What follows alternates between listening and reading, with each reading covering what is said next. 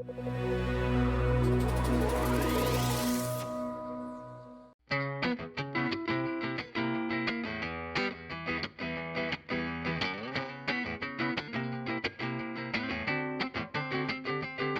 year we staged TechTalks, and I talked to a lot of people about what companies excite you in the London tech scene, and TransferWise comes up again and again.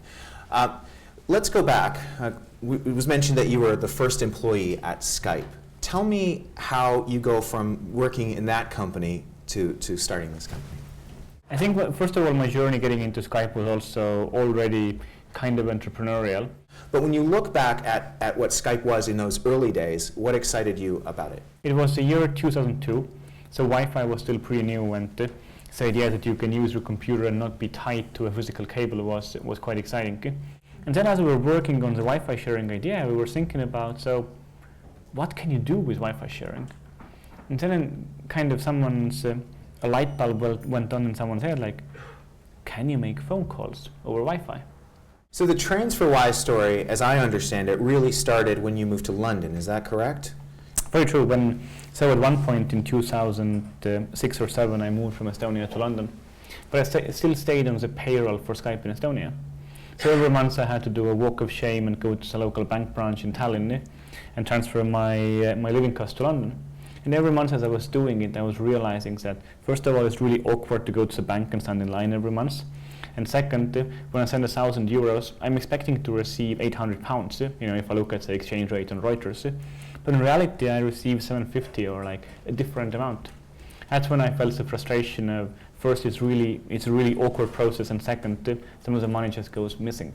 Going back to turning it into a business, how did that happen? Were you still with Skype at the time, or had you already left? No, I had left Skype already, so I was thinking about doing something entrepreneurial, Christo as well, and we realized we had this little, let's call it a little method for exchanging money. And then we realized there are so many other people who need the very same thing, but the problem is they don't have the trusted friends they can use. Right. So we thought, okay, could this be turned into a business? We built a prototype.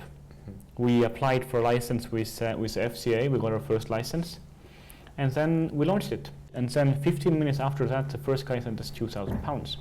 We should probably explain how TransferWise actually works, how you manage to not charge people the fees that they would get charged if they sent money via banks. If we simplify the world to London and Paris, people send money from London to Paris, and people send money from Paris to London. And all we're doing is we're matching these money flows.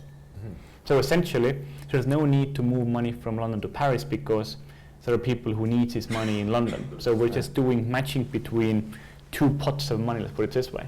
But that also requires you to have money ready to use or deploy in different markets, does it? No, it actually doesn't. It requires a leap of faith that you have people on both sides. Right. And to be honest, when we launched the service at first, we never promised anyone to make a money transfer. We told people, hey, give us your money, and then we're hoping we can match it with someone else's money. Sounds a bit and pay you out. I'm not sure I would have given you my money. That's why I think the first guy who used us deserves a medal. Yeah. Who doesn't want something which is faster, easier to use, and saves you money? Good point. That was a very strong signal that there's something here that people want, so we better get on with it. So we mentioned a couple of your notable investors. Richard Branson, of course, is one of Britain's best-known entrepreneurs and investors. What did that do for the company to have him come in? It gives us credibility. So when we went back to the trust question, I think us being able to say that Sir Richard Branson is an investor in TransferWise helps us overcome some of these trust questions. Peter Thiel, so he's an interesting character. He, along with Elon Musk and others, started PayPal. What's it like to have him as an investor? Fintech and building better financial services is something which he is no stranger to. It's a privilege and an honor to meet and talk with him about these things. When did you realize it was going to be, it's a difficult question, but successful, having been part of what was an incredibly successful startup with Skype? Do you think it's successful now? You certainly have the attention of a lot of significant people who are smart with their money. I would say we're still just getting started. Things are definitely successful, but I don't think anybody could or should sit down now and start celebrating. Now you talk about taking on the banks. Was that the message from the outset? Actually, no. When we started, we called it peer-to-peer foreign exchange. Who the hell knows what that means? Yeah, exactly. I don't even know what that means. It took us a while to realize two things. First of all, what we're doing is what people refer to as money transfer. Right.